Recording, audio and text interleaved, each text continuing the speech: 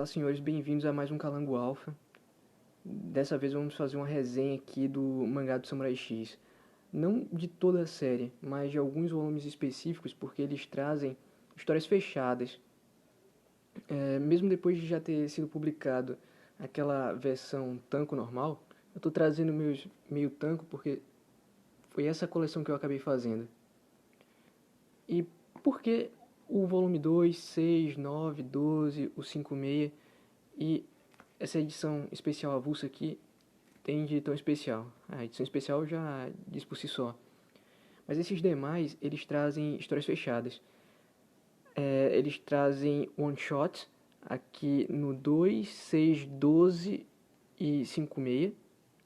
E algumas histórias fechadas, com início, meio e fim de alguns personagens, como aqui a 9 que vai trazer uma história do Yahiko e a Tsubame, e aqui no 12 que vai trazer uma história do Sanosuke Sagara e um colega dele, artista que tinha um plano de derrubada do governo. Mas que, enfim, logo no início da publicação de Samurai X aqui no Brasil, eles colocaram no título mensal o que seria a primeira one-shot que embasaria o Samurai X. Nessa one-shot, talvez seja uma das mais simples. Você tem pelo menos o Kenshin e a Kaoru.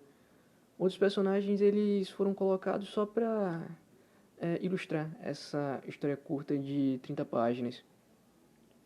Mas que você já tem traços de personalidade bem estabelecidos nesses dois personagens. E dá para se ter também uma noção das motivações do autor em relação a Samurai X. Aqui, nesse volume 6, você tem um outro one-shot que seria de origem.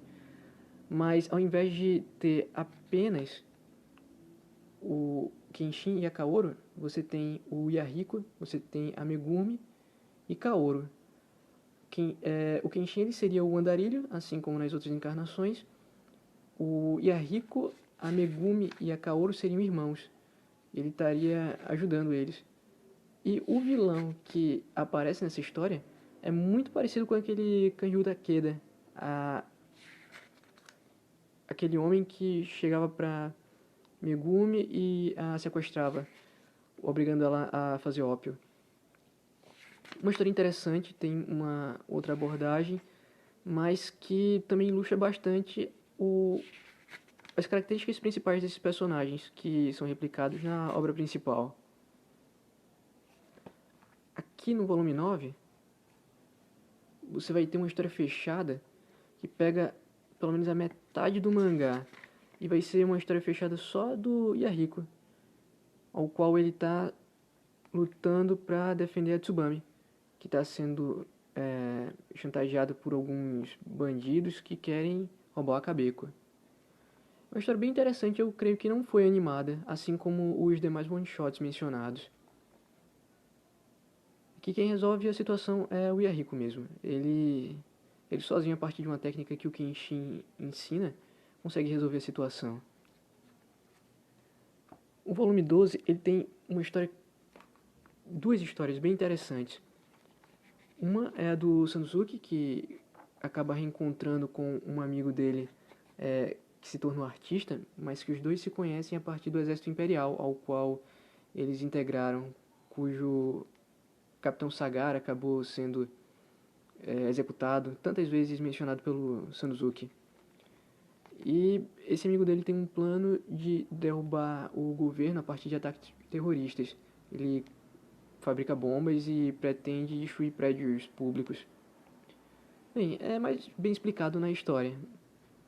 E aqui no finalzinho do mangá, depois do desfecho dessa aventura, você tem um outro one-shot que remete muito ao desenvolvimento do personagem Seijuro Rico, aquele mestre do Kenshin.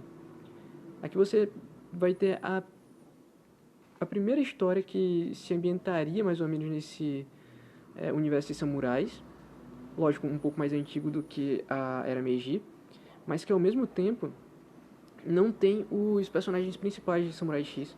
Você tem esse Seijuro Rico, que não é o mestre do Kenshin, mas se assemelha bastante. Você tem esse personagem Shinta que, bem, ele faz vezes de sidekick aqui para o nosso herói. E enfim, já tem outros elementos que foram assim utilizados no Samurai X, que é o próprio protagonista, esse Sr. Rico.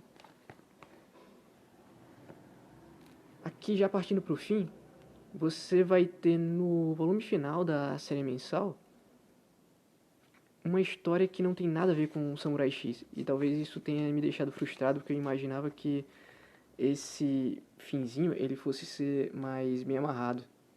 Assim, continua sendo satisfatório, mas as últimas páginas são desse one shot chamado Meteor Strike, que é desse garoto que um meteoro cai na cabeça dele, fica fincado no crânio e ele não pode mais tirar.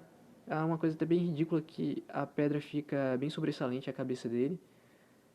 E caso ele caso ele fizesse algum tipo de intervenção cirúrgica, ele correria risco de vida. Mas o que acontece? Essa pedra concede super força a ele. E, bem, é basicamente isso a história. Ele acaba salvando a cidade a partir dessa super força. É uma história bem simples, se for comparado aos padrões do Samurai X. Enfim, a Sakabato de Yahiko é um prólogo à história principal. Eu acho bem feita. Eu acho que poderia ser um pouquinho mais longa, mas ele foi publicado em 50 páginas. E que fecha bem, faz uma boa menção ao que foi o legado de Kenshin. Até porque a menção da Sakamoto de Yahiko indicando que ele realmente está sendo o herdeiro da espada. A espada que o Kenshin tanto usou. E é basicamente isso. A mensal do Samurai X aqui no Brasil trouxe um monte de histórias fechadas. E eu acho que mesmo na republicação, em formato tanco normal, ela trazia essas histórias. E isso só vem a enriquecer a mitologia do Rurouni Kenshin. Sobretudo que, também, não querendo alargar mais o vídeo, mas uma das peculiaridades que eu acho muito positivas é o fato de o autor, entre um capítulo e outro, colocar textos informando sobre o processo de criação de personagens, de desenvolvimento da série, os jogos que ele jogava, as action figures que ele colecionava. Na verdade, eu acho que eu comecei a ler X-Men por causa das referências que ele fazia diretamente aqui ao Grupo Mutante. Inclusive, alguns personagens, eles têm o desenho tomado direto dos X-Men. Como, por exemplo... Deixa eu ver aqui... Não, aqui realmente eu não vou ter. Mas que, quem sabe, em vídeos subsequentes eu trago maiores peculiaridades de Rurouni Kenshin que eu acho tão especiais. Mas é basicamente isso. Se você gostou, considere curtir, se inscrever e compartilhar o vídeo. Isso vai ajudar bastante o canal. E vou me comprometer a periodicamente apresentar material análogo ao presente. Agradeço bastante ter você aqui conosco e até breve.